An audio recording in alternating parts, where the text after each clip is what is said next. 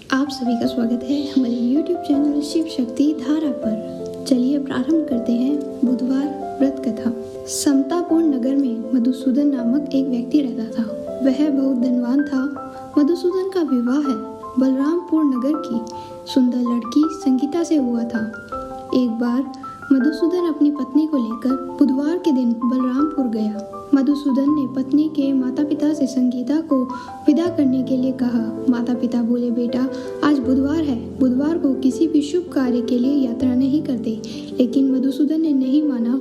उसने ऐसी शुभ अशुभ बातों को न मानने की बात कही। दोनों ने बैलगाड़ी से यात्रा प्रारंभ की। 2 कोस की यात्रा के बाद उसकी गाड़ी का एक पहिया टूट गया। वहां से दोनों पैदल ही यात्रा शुरू की। रास्ते में संगीता को प्यास लगी। मधुसूदन उसे एक पेड़ के नीचे बिठाकर जल लेने गया। थोड़ी देर बाद जब मधुसूदन कहीं से जल लेकर वापस आया, वह बुरी तरीके से हैरान हो गया क्योंकि उसकी पत्नी के पास उसकी ही शक्ल का दूसरा व्यक्ति बैठा था। संगीता भी मधुसूदन को देखकर हैरान हो गई। वह दोनों में कोई अंतर नहीं कर पाई। मधुसूदन ने उस व्यक्ति से पूछा, तुम कौन हो और मेरी पत्नी के पास क्यों बैठे हो? मधुसूदन की बात सुनकर उस व्यक्ति ने कहा, अरे भाई, यह मेरी पत्नी संगीता है। मैं अपनी पत्नी को ससुराल से विदा कर लाया हूँ। लेकिन तुम कौन हो जो मुझसे यह प्रश्न कर रहे हो?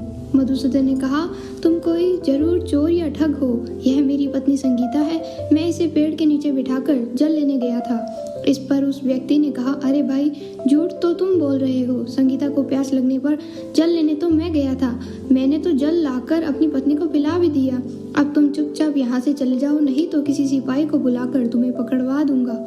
दोनों एक दूसरे से लड़ने लगे। उन्हें लड़ते देख बहुत से लोग वहां एकत्र हो गए। नगर में कुछ सिपाही भी वहां आ गए। सिपाही उन दोनों को पकड़कर राजा के पास ले गए। सारी कहानी सुनकर राजा भी कोई निर्णय नहीं कर पाया। संगीता भी उन दोनों में अपने वास्तविक पति को नहीं पहचान पाई।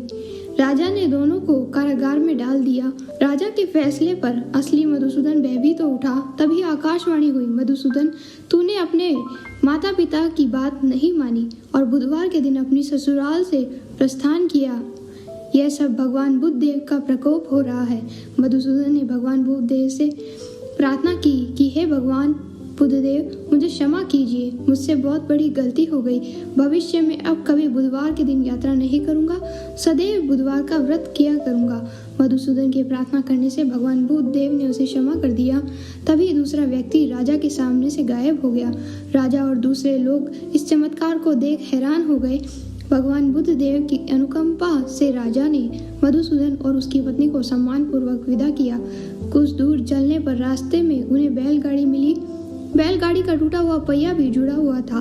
दोनों उसमें बैठकर समतापुर की ओर चल दिए। मधुसूदन और उसकी पत्नी संगीता दोनों बुधवार का व्रत करते हुए आनंद पूर्वक जीवन यापन करने लगे। इस तरह भगवान बुद्ध देव की कृपा से उनके यहाँ खुशियाँ बरसने लगी। इस तरह जो स्त्री पुरुष विधिवत बुधवार का व्रत करके व्रत कथा सुनते हैं, भगवान बुद्ध देव उनके सभी कष्ट को दूर करते हैं। अंततः सभी मनोकामनाएं उनकी पूर्ण होती है। ओम नमः शिवाय।